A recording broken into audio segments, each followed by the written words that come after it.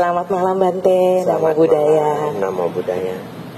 Ini sebenarnya pertanyaan tentang parenting Bante, yang mungkin dialami oleh yang punya anak kurang lebih seumur saya Bante. Pertanyaan saya itu kan sekarang ini kan anak-anak tuh di sekolahan itu banyak mengalami bullying ya Bante, baik bullying yang berat maupun bullying yang susah. Jadi kadangkala itu sebagai orang tua nih kita kan agak ragu Bante. Misalkan anak cerita nih, "Mah, saya tadi pulang saya mau dipukul loh mah pakai kursi sama teman." Nah, kalau secara pandangan agama Buddha kan kamu sabar aja. Tapi kan kalau itu terjadi terus menerus kan kadang kita merasa was-was juga ya Bante, apa yang akan terjadi ke depannya terhadap anak kita nantinya gitu loh. Ada satu juga teman saya yang setiap kali anaknya diganggu, anaknya selalu jawab begini, "Gak apa-apa Ma, kita harus balas dengan cinta kasih." Tapi besok-besoknya nanti diganggu lagi, ada lagi yang masalah-masalah begitu. Sedangkan bullying ini kan bisa terjadi dimanapun ya Bante, bisa di sekolah, di tempat les, bahkan mungkin kalaupun sudah dewasa nanti di tempat kerja pun bisa terjadi seperti itu. Jadi kalau menurut saya sih, kalau kita memindahkan anak dari sekolah atau apa karena bullying itu bukan solusi, karena itu bisa terjadi dimanapun. Cuman jadi inti dari pertanyaan saya ini yang ingin saya tanyakan adalah menurut pandangan Bante, kira-kira kita sebagai orang tua itu apa yang suppose kita sampaikan kepada anak? Apakah kita suruh dia melawan, ataukah kita suruh dia bertahan, atau bagaimana? Karena salah satu contoh tuh ketika ke toilet aja Bante ya, saya selalu mengingatkan anak saya, kalau kamu pergi ke toilet sendirian, kalau ada yang mau mengganggu kamu dan sebagainya, kamu harus melawan.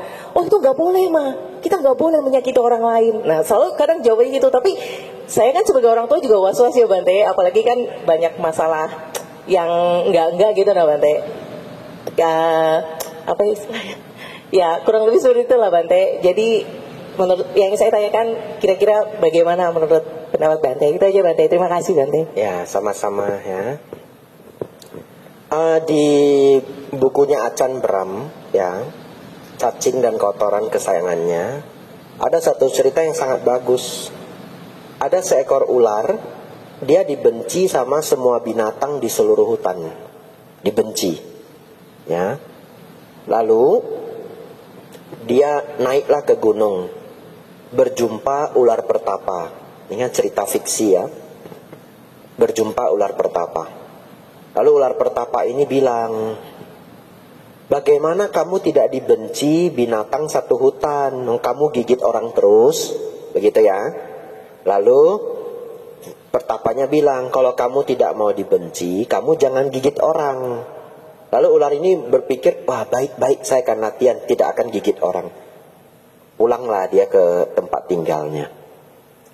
Setahun berikutnya, ular ini naik lagi ke puncak gunung nyari ular pertapa. Lalu dia bilang begini, "Ular pertapa, saya sudah dengerin kamu, nggak gigit orang. Sekarang tupai aja berani nginjak kepalaku. Kelinci aja berani nginjak badanku. Ini gara-gara kamu." Gitu ya. Pertapanya bilang apa? "Saya hanya minta kamu jangan menggigit. Saya tidak meminta kamu jangan mendesis." Ular kan mendesis ya. Nah, artinya apa? Dari kebijaksanaan ini, kita berjuang tidak menyakiti siapapun. Tapi kita harus tahu cara menghentikan orang lain menyakiti kita. Ya. Dan itu adalah skill sosial yang harus diajarkan ke anak. Saya tidak tahu bagaimana caranya secara lengkap karena zaman sudah berubah, ya. Tapi yang paling klasik itu ya, kalau dia masih di bawah 5 SD ya, lapor ke guru misalkan, ya. Begitu dia diganggu, langsung lapor, jangan pakai tunda. Nah, anak seperti itu nggak mungkin diganggu gitu. Apalagi kalau dia dipukul, begitu hari itu dipukul, langsung datangin kepala sekolah. Se-ekstrim itu. Iya, nggak apa-apa se-ekstrim itu. Ngajarin anak se-ekstrim itu, dia nggak akan diganggu. Kenapa? Ini kalau ceritanya anaknya perempuan ya. Nah, laki-laki ya juga boleh. Karena dulu saya punya guru. Beliau guru terbaik di sekolah saya, dapat hadiah cincin emas. Saking hebatnya beliau ya, dapat award dari yayasan atau dari kepala sekolah, saya lupa. Hadiahnya cincin emas. Namanya Ibu Sumarni, ya. Ya, namanya Ibu Sumarni. Ibu ini sangat luar biasa, nggak pernah mukul murid, nggak pernah bentak murid, sama sekali. Tetapi kelas sebandel apapun tidak berkutik sama beliau. Hebat. Bagaimana cara beliau? Itu yang saya pelajari banyak dari beliau.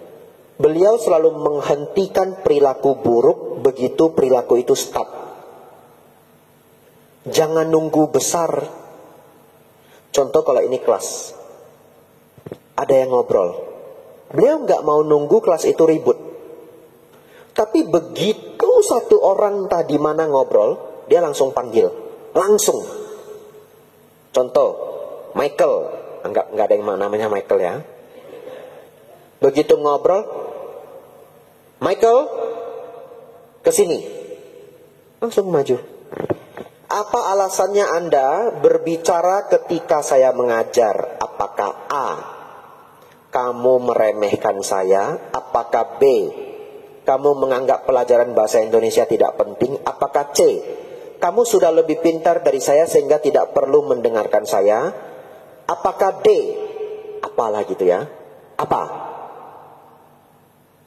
Bingung tak kita jawabnya? Ya? Bukan semuanya, Bu. Lalu apa? Apa? Ditagih. Iseng, Bu. Iseng. Terus saya harus bagaimana? Kamu iseng, saya harus bagaimana? Dihukum, Bu. Kamu yang bilang ya. Beli buku 12 halaman. Disuruh beli buku 12 halaman. Nulis, saya berjanji tidak akan berbicara di kelas bahasa Indonesia. Enggak worth it. Enggak worth it. Cuma ngobrol sama teman. Semalam Titanic lu nonton enggak? Teman belum jawab, kita udah dipanggil. Ya. Terus hukumannya 12 halaman. Tidak ada guru seperti itu. Beliau terlalu ekstrim memberikan hukuman. Tapi enggak mukul. Betul ya? Enggak mukul, enggak berlebihan, enggak bentak, enggak. Kelas beliau anteng semua diam dengerin. Ribut yang kedua kali. Orang yang sama. Begitu ngomong, Michael, keluar dari kelas saya 1 minggu. Hukumannya itu terlalu berlebihan. Tapi tidak melanggar kode etik. Tidak perlu ikut kelas saya 3 hari atau seminggu. Ekstrim banget. Yaudah, seminggu kita di depan kelas begitu. Ya, Anda tahu nggak seminggu di depan kelas itu seberapa berbahaya? Kita akan ketemu kepala sekolah lewat ronda berapa kali. Betul ya? Akhirnya bagaimana? Bawa pensil dan rautan. Setiap kepala sekolah lewat, raut. Iya. Duduk. Nanti kepala sekolah lewat lagi, jalan ke WC. Siang Pak. Tapi seminggu itu ketahuan. Ya lihat ini orang kok ketemu terus. Kamu kenapa di depan terus? Gak masuk pelajaran? Diusir Pak. Diusir? Sama siapa? Ibu Sumarni. Kamu ke kantor saya. Nah, kena lagi. Coba 3 kali ngobrol. Yang ketiga apa? Panggilan orang tua. Ternyata beliau tahu, anak-anak yang bandel di sekolah, umumnya anak broken home. Ya, preman sekali, mukul orang lain, preman banget. Mereka paling takut panggilan orang tua, bukan yang lain. Anak super bandel itu dipukul aja nggak takut. Paling takut apa? Panggil orang tua. Kenapa? Kadang orang tuanya juga mukul dia. Atau orang tuanya bahkan nggak di dekat dia. Atau dia ribut sama orang tuanya. Pokoknya ribet banget. Begitu panggilan orang tua mereka takut sekali. Ya, saya malah belum menjawab ibu ya. Jawabannya adalah menghadapi bulian dari teman itu adalah skill sosial. Kita sebagai orang tua harus membekali mereka dengan kemampuan itu. Supaya nanti dia bertahan, survive, selamat dimanapun. Ya, caranya gimana? Banyak hal ya. Tapi yang saya dapat dulu waktu kecil, saya kalau diejek, saya pulang ke rumah, saya ceritain, Pak saya diejek begini. Apa saya ngajarin ini? Kamu kalau diejek senyum aja. Kalau diejek senyum aja.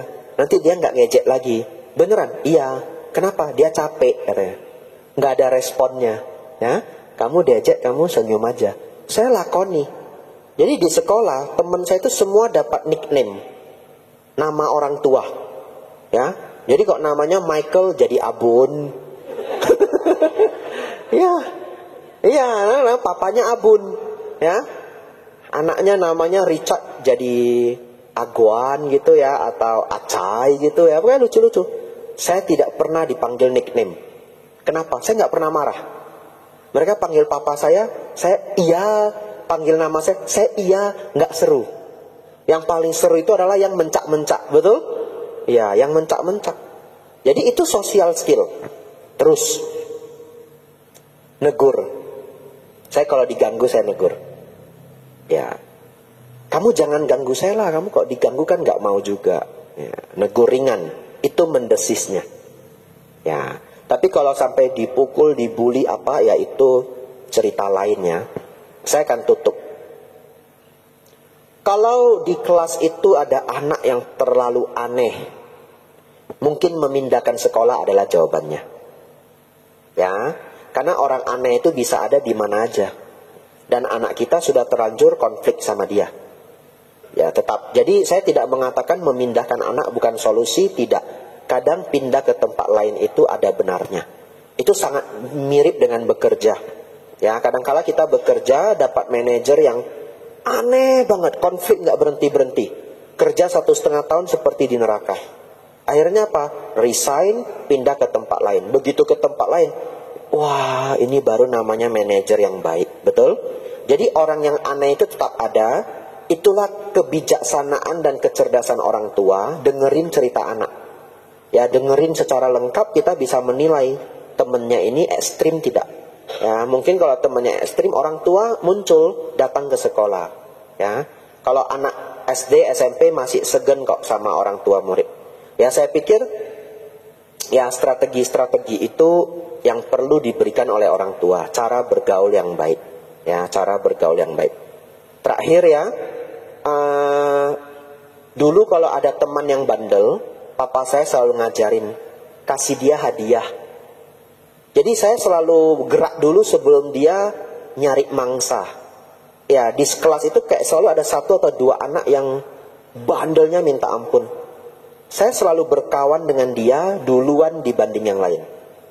Ya, saya bisa bawa roti srikaya, roti coklat bagi ke dia, makan bareng ya. Karena saya laki-laki ya, rentannya itu berkelahi. Makan bareng. Laki-laki sudah makan bareng sekali nggak akan pernah berkelahi kok. Ya. Udah nggak dianggap musuh. Ya, saya selalu mulai duluan. Dan itu ajaran papa saya. Dan saya berhasil.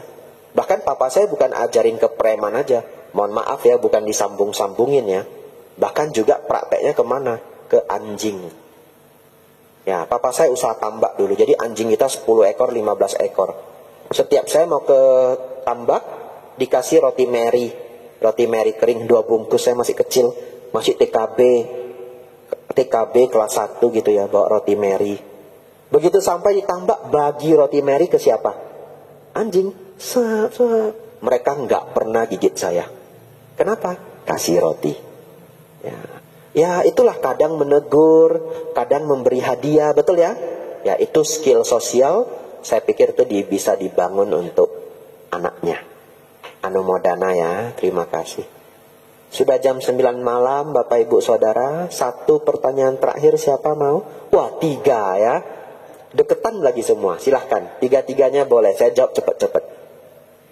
Ini kayak janjian ini ya. Silahkan.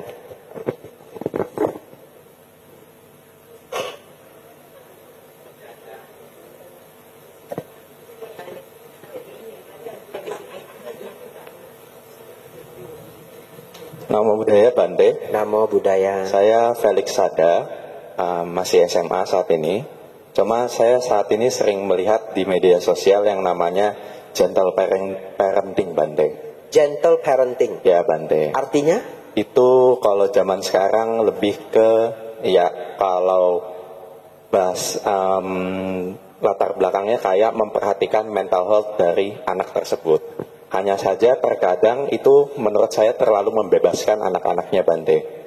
Jadi kayak, oh jangan dimarahin anaknya, nanti mental health-nya tidak baik, bla bla bla bla bla bla. Sedangkan kalau saya sendiri Bante, itu lebih kena zaman dahulu tuh parenting VOC Bante. Jadi ya keras memang papa saya, tapi didikan papa saya menurut saya sekarang berhasil. Karena ya respect pun dari situ ke orang lain. Nah, kadang-kadang saya melihat gentle parenting ini tidak efektif di zaman sekarang Bante. Jadi kalau menurut Bante sendiri memang parenting yang bagaimana untuk saat ini diberikan kepada anak-anak, apalagi kalau misalnya usianya masih di ranah anak kecil. Karena kebanyakan anak kecil nih dikasih gentle parenting, akhirnya kayak semena-mena Bante. Oh mau main HP, jangan dimarahin, biarin aja, memang masih kecil gitu Bante. Semoga bisa dipahami dan dijelaskan. Namo Buddhaya Bante. Namo Buddhaya. Namo Buddhaya ya. Ya. Jawabannya sesungguhnya saya tidak tahu itu jawabannya. Ya, tapi saya akan menjawab. Tidak tahunya begini, maksudnya tidak tahunya itu adalah saya tidak tahu tipikal parenting apa yang terbaik, itu saya tidak tahu. Karena saya hanya punya satu bentuk parenting dari orang tua saya, ya. Dan saya tidak banyak baca buku parenting, tidak pernah research parenting. Tapi bagi saya itu yang paling penting itu orang tuanya bijaksana. Nah, anak harus dikerasin atau dilembutin? Menurut saya tergantung karakter anak itu dan situasi. Gak bisa dikerasin terus. Ada anak yang dikerasin terus kabur. Kan tipe anak beda-beda. Ya, kabur loh, dia beneran gak mau pulang lagi loh, dan akhirnya rusak. SMP 1 dia kabur gak mau pulang lagi, akhirnya rusak. Ada gak kekeliruan di orang tua? Ya ada, karena anak itu kan masih kecil, betul ya? Nah, jadi menurut saya, kalau nanti Felix menikah, kalau mau jadi biku juga boleh. Kalau nanti Felix menikah, dapat anak 4, Anda tahu enggak? 4 anak Anda itu karakternya bisa beda semua. Unik. Ada yang mirip papanya, ada yang mirip mamanya, ada yang mirip akongnya, yang gak ada karakternya di suami istri, ya. Lalu itulah kebijaksanaan Anda perlu melihat yang ini perlu diapakan, yang ini perlu diapakan. Kenapa saya katakan begitu? Karena saya dapat orang tua yang lembut. 3 anaknya semua sukses di bidang masing-masing. Anak papa mama saya tidak ada yang jadi bandel. Tidak ada. Baik sekali semua. Cici saya jadi guru bahasa Inggris, ya. Adik saya jadi dokter, saya jadi biku. Semua sukses. Sukses di bidang masing-masing. Nah, kalau jadi Bante dipukul nggak? Dipukul waktu kecil. Hanya waktu kecil. Kenapa? Suka ganggu adik. Saya mukul adik saya dipukul. Nah, fair lah gitu ya. Tapi selain itu saya hampir tidak dipukul. Saya bahkan pernah nyuri uang mama saya aja nggak dipukul. Saya dipukul kalau saya pukul adik saya. Mungkin karena itu yang paling tidak boleh saya lakukan. Karena kalau itu tidak dihentikan mungkin bisa jadi lebih fatal. Karena dedek saya itu di bawah saya 5 tahun. Sering saya ajak main Smackdown, apa dia ndak amsyong. Ya, kalau dia nangis apa, saya kena pukul gitu. Tapi yang lainnya semua tidak. Papa mama saya itu lembut sekali ke kami. Dan kami semua berhasil. Jadi melihat suasana rumah kita yang sangat berbeda, dan dua-dua anaknya oke, bagus, berarti bukan di lembut atau kerasnya. Berarti ke apanya? Kebijaksanaan dan cara menjelaskan. Nah, orang tua saya itu sangat logik, semuanya dia jelaskan. Papa saya punya prinsip, ya, Anda nggak usah ikut ya. Papa saya punya prinsip, anak laki-laki itu nggak bisa dilarang. Itu prinsip dia, nggak tahu kenapa. Jadi saya pernah senang balap, pulang nggak dimarahin, tapi dijelaskan. Ya, agak panjang nggak apa-apa ya. Ya, papa saya satu ketika deketin saya, terus dia bilang gini, Dek, kalau seneng balap, tiba-tiba loh, dia nggak nanya, kamu balap ya? Enggak, bahkan udah nggak ditanya. Kalau kamu seneng balap, ini bannya ini nggak boleh aus ya, harus selalu bagus. Kalau enggak nanti kamu ngerem, licin, bisa terpental. Terus rem tidak boleh blong, harus diservis. Dan kalau kamu balap, jangan terlalu dekat sama orang, bisa ditendang. Terus papa saya lanjut, motornya harus fit, diservis aja. Kalau nggak ada uang minta sama papa. That is my father. Itu papa saya. Aneh ya? Anda aneh loh. Saya dapat orang tua yang kayak begitu loh. Kalau nggak ada uang, ambil uang sama papa. Tapi lanjut, belum selesai. Kita kan udah seneng ya. Dia lanjut. Tapi kamu tahu enggak? Kalau kamu di jalan itu, lihat acek-acek umur 40, umur 50, kenapa mereka nggak balap? Saya jawab, bolat Leo, sudah nggak ada tenaga. Ya. Bolat Leo, sudah nggak ada tenaga apa? Papa saya jawab, bukan, tinggal gas gini. Umur 60 juga bisa ya, cuma gas gini. Apalagi apek-apek dulu, acek-acek dulu naik Vespa loh. Itu cc-nya tinggi loh Vespa itu. Berarti kalau dia mau kenceng bisa nggak? Bisa. Papa saya jawab, dia tinggal gas aja. Tapi kenapa dia nggak mau? Saya mikir. Kenapa Pak ya? Sudah pernah jatuh. Nah itu. Sudah pernah jatuh. Acik-acik yang kamu lihat naik Vespa pelan-pelan itu, dulu muda juga. Dulu balap juga. Tapi sekarang sudah nggak mau. Kenapa? Sudah pernah jatuh. Kena batunya. Lalu mulailah papa saya keluar ilmu sihirnya. Ini papa saya punya sihirnya. Dulu papa waktu muda balap juga. Punya motor Honda Tiger. Keren sekali, balap. Namanya anak muda balap, wajar lah. Baru punya motor keren, balap. Satu ketika, puar jatuh. Kaki habis semua. Pakai sarung 3 bulan. Pakai sarung 3 bulan. Ya, kamu hati-hatilah ya. Kalau mau balap ya boleh, tapi jangan sampai jatuh, jangan ditendang orang. Motor harus fit. Ya. Kalau enggak ya bagus. Ya, ya anak enggak bisa dilarang. Dia selalu begitu. Udah selesai. Tapi sihirnya udah masuk. Betul ya? Besoknya saya mau balap langsung terngiang sarung. Pakai sarung 3 bulan loh. So, kayak ada bayangan-bayangan. Gak bisa balap lagi saya. Gak bisa. Ya, kapok saya. Ya sudah, gak mau lagi. Ya, papa saya seperti itu ya. Saya gak tahu bagaimana menerjemahkannya.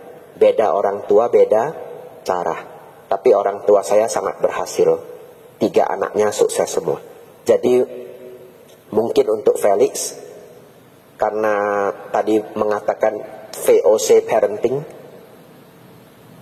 mungkin yang terbaik itu jalan tengah. ikut Sang Buddha. Ya. Ini murid Sang Buddha toh? Ya. Tidak selalu keras, tapi tidak lembek sekali supaya anaknya katanya nggak jadi generasi stroberi, betul ya?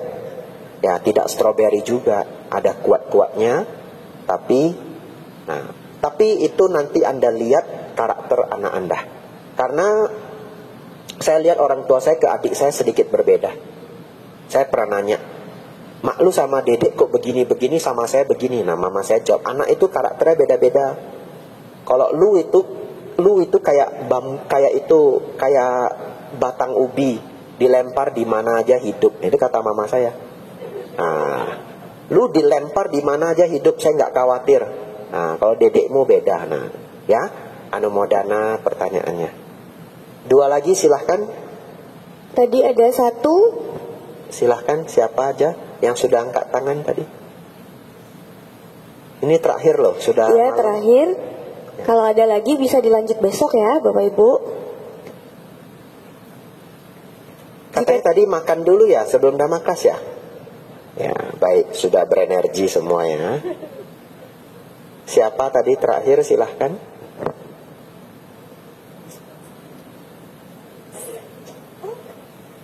Ya, atau ibu aja boleh ya.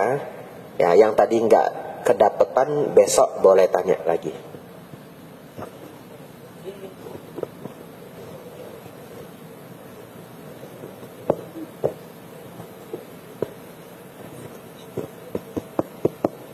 Selamat malam Bante, Namo Buddhaya. Selamat malam, Namo Buddhaya. Saya senang sekali mendengar Dhamma dari Bante. Ya, rasanya sampai saya menitikkan air mata, terharu saya mendengar apa yang Bante sampaikan, itu memang betul sekali. Jadi saya juga agak sedikit, mungkin saya curhat, tapi saya tidak lama. Saya pernah dulu tuh waktu mau sekolah di testing. Jadi di testing itu, terus dari penesting itu bilang, nanti kalau ketahuan ibu begini-begini, jangan bilang saya ya, katanya. Jadi kenapa saya demikian? Karena saya jujur. Saya nyatakan, Mister, saya mau melanjutkan studi saya ke luar negeri, karena kebetulan suami saya ada. Jadi karena mumpung ada itu, maka saya mau ngikutin jejak beliau. Nah, padahal Bante, itu tuh dilarang, peraturan dari sana bahwa tidak boleh ada suami istri yang bisa studi bersama-sama.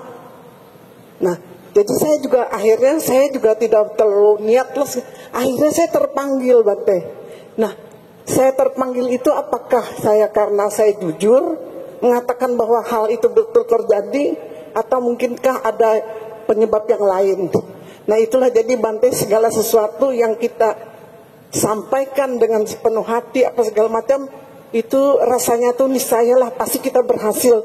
Jadi karena kita ngomong sejujur-jujurnya, apa adanya. Nah, itu Bante yang pertama. Yang kedua Bante, kalau kita melatih meditasi Bante, atau yang lain latih, nah tapi kita kan tidak tahu kemajuan meditasi kita. Nah, bagaimana kita bisa mengetahui dampak dari meditasi itu, apakah itu berhasil atau tidak gitu Bante. Karena biasanya itu kan orang tuh memarah kata Bante. Lalu dengan dia meditasi mungkin pemarahnya itu menurun, kadar marah menurun. Nah, apakah hal-hal demikian itu bisa merupakan suatu indikator bahwa meditasinya itu mulai berhasil gitu Bante. Nah, itulah, terima kasih Bante. Terima kasih atas penjelasan Bante untuk selanjutnya. Ya, terima kasih Bu ya. 3 indikator untuk Ibu untuk melihat meditasi itu berhasil. 1, kemarahan, keserakan, dan kesombongan dalam keseharian berkurang. Ya, kemarahan, keserakahan, kesombongan dalam keseharian berkurang. Itu yang pertama. Yang kedua, batin kita cenderung damai dibanding sebelumnya. Ya, jadi kita sudah latihan meditasi 3-4 bulan, batin cenderung damai. Yang ketiga, ketika bermeditasi mulai merasakan kebahagiaan. Ya, jadi kalau awal-awal meditasi itu memang tidak membahagiakan, yang ada kesemutan. Ya, yang ada kok lama, kok capek, kok bosen gitu ya.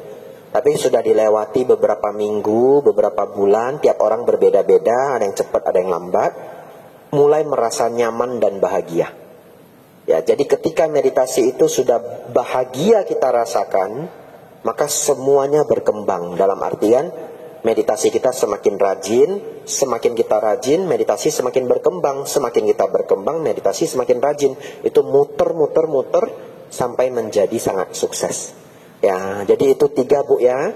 Dosa, loba, moha berkurang, cenderung damai dalam keseharian, ketika bermeditasi berbahagia. Anumodana pertanyaannya. Ya, saya ikut bahagia atas pengalaman hidupnya Ibu ya. Sadu. Ya, anumodana semuanya. Luar biasa semua sudah ikut sampai habis. Semoga Bapak Ibu Saudara senantiasa berkembang dalam Buddha Dhamma.